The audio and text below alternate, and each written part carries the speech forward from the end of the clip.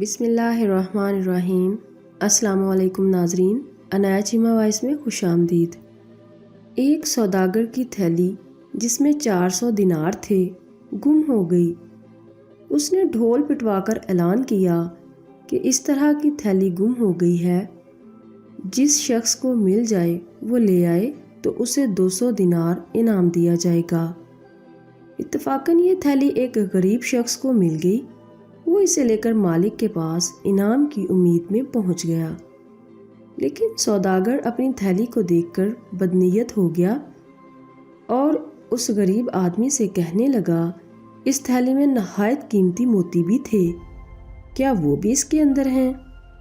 وہ آدمی بڑا گھبرایا اور سمجھ گیا کہ یہ اب دھوکہ کر رہا ہے۔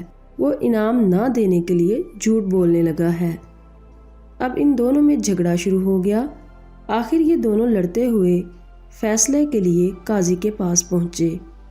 قاضی نے اس غریب آدمی سے موتیوں کے بارے میں پوچھا تو وہ قسم کھا کر کہنے لگا کہ تھیلی میں اسے دیناروں کے سوا اور کوئی چیز نہیں ملی۔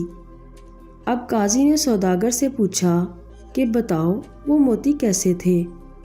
سوداگر نے الٹی سیدھی باتیں کی اور کچھ صحیح نہ بتا سکا۔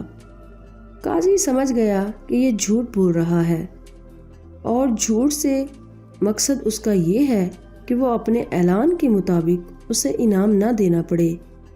قاضی نے کہا کہ میرا فیصلہ سنو۔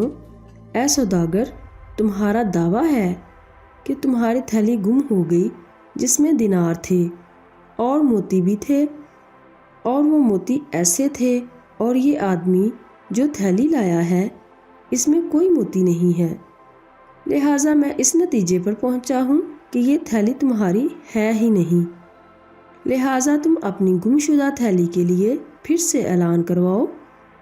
ممکن ہے تمہاری گمشدہ تھیلی تمہیں پھر مل جائے اور تم کامران و بامراد بن جاؤ۔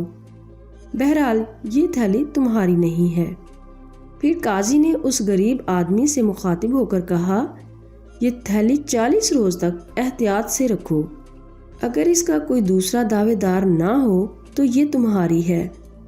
تو ناظرین، لالچ بری بلا ہے۔ سوداگر کا دھوکہ اور لالچ اسے اپنے سونے سے بھی محروم کر گیا۔